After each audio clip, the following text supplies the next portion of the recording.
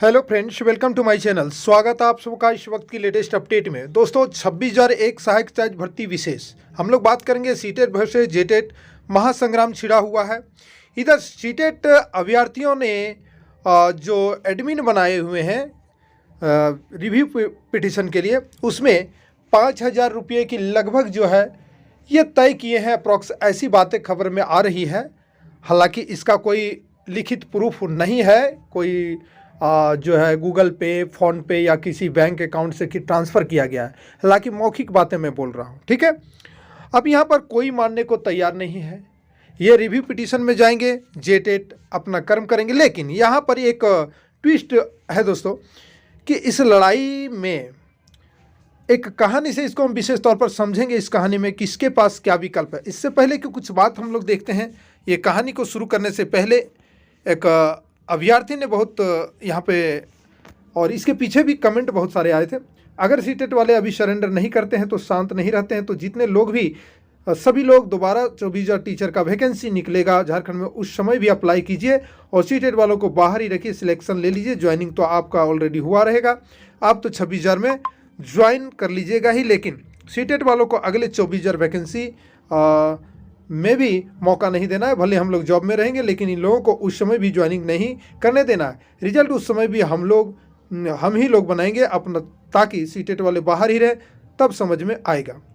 इनका कहना है कि यदि सीटेट हम लोग को बाधा पहुंचाएगी तब, लेकिन ये बहुत दिल्ली दूर हो दोस्तों, ऐसा होना संभव नहीं। जो नौकरी लग जाते हैं फिर वो ज़्यादा हाथ पाँव नहीं मारते हैं, किसी को बदला की भावना में वो रहते ही नहीं है, ठीक है। तो अब यहाँ पे हम लोग ये बात समझते हैं कि यहाँ पे एक कहानी है। आप थोड़ा सा जानते होंगे भाई, दो भाइयों के बीच में एक पिताजी ने 3 चीज़ों की बंटवारा करने के लिए बोले थे।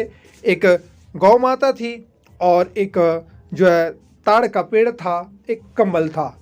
लेकिन पिताजी ने बंटवारा करने से पहले अपने दम तोड़ दिए, यानी जीवन त्याग दिए। अब दो भाइयों में बंटवारा होने लगी तो एक छोटी सी कहानी मैं ये बात लेके आ रहा हूँ। तो इस कहानी में दोस्तों एक गाय थी जिसकी बंटवारा, बड़ा भाई थोड़ा चतुर था, ठीक है, और छोटा भाई थोड़ा तो उतना चतुर नहीं था, छोटा तो छोटा होता है। अब यहाँ पे हुआ क्या, गाय की बंटवारा की गई दोनों भाइयों में, तो बड़ा भाई तो सब उल्टा पुल्टा समझा करके बंटवारा किया। तो सबसे पहले जब कम्बल की बंटवारा की गई तो कम्बल तो छोटे को दिन भर में, छोटे को बोला जाता था कि दिन भर तू रख, मैं रात को रखूँगा, ठीक है। तो कम्बल की बंटवारा में क्या होता था, दिन भर छोटा रखता था और बड़ा वाला बोलता था रात का समय आ गया तो मुझे दे दे। तो गर्मी में बेचारा तो इसको तो कोई दिक्कत नहीं हुआ, लेकिन जब ठंडा आई तो जब छोटा भाई रखता था तो रात में क्या करता था, बड़ा भाई कम्बल ले लेता था, ठीक है। रात में बड़ा भाई कम्बल इससे ले लेता था, रात में बढ़िया से ये क्या करता था, ओढ़ करके सो जाता था बेचारा, ये ठंड से तड़प रहा था। तो गांव में एक समझदार व्यक्ति था, उसके पास गया तो बोला कि भाई तू ऐसा कर, दिन में तेरे हक में है तो कम्बल को पानी से भिगा डाल। तो कम्बल को पानी से इन्होंने भिगा दिया एक दिन और भाई को दे दिया रात में। बोला भाई तू कम्बल को क्यों भिगा दिया? बोला कि रात में तो तेरा अधिकार है, दिन में मेरा अधिकार, तूने गंदा किया था, मैंने उसको साफ किया है। तो भाई ये तो हार मान गया यहाँ पर। दूसरी कहानी ताड़ का पेड़ में, ये ऊपर का लिया था बड़ा भाई, बड़ा भाई ने छोटा भाई को नीचे का दे दिया था। अब ये तो ताड़ का मजा ले रहा था, तो छोटा भाई फिर से उसी व्यक्ति के पास गया था तो बोला कि भाई जड़ का हिस्सा तेरा है ना, तू जब ऊपर चढ़ेगा तो तू काट डालना, ठीक है ना। तो वो काटने लगा तो बड़ा भाई ने माफ़ी मांग लिया, ठीक है। उसी तरह से कमल में भी माफ़ी मांगा।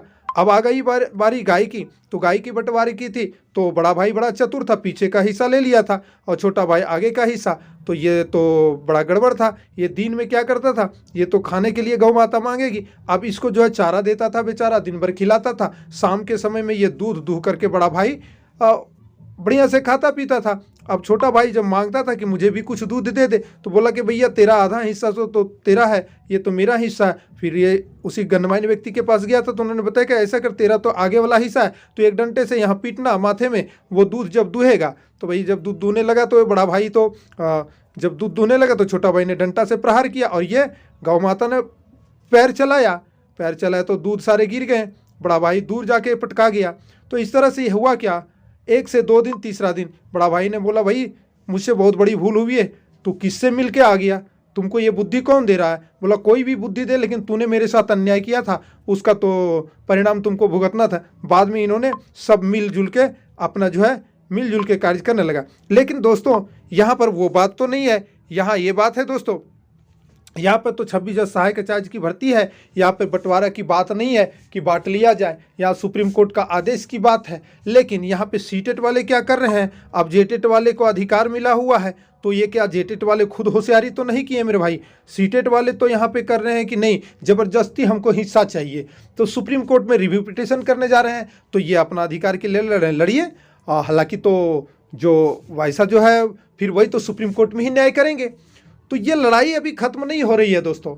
ये दो भाइयों की कथा से मैंने आपको ये बताना चाहा कि जब एक ज़्यादा होशियार हो जाता है तो अंत में हार का सामना करना पड़ेगा। मैं यहाँ ओपन नहीं करूँगा बात को, ठीक है, तो मैं ओपन करूँगा नहीं, क्योंकि 1.5 महीने पहले मैंने ओपन किया था तो तरह तरह के लोगों को मुझसे बुरा लगा था। मैं वैसी बात नहीं करूँगा, जिनको समझ में होगा मेरी बात समझ गए होंगे। जय हिंद दोस्तों, हमारे चैनल से जुड़ने के लिए चैनल को सब्सक्राइब कीजिएगा, साथ में बेल आइकन को प्रेस कर लीजिएगा ताकि आने वाले लेटेस्ट अपडेट आप तक पहुँच सके। जय हिंद, वंदे मातरम।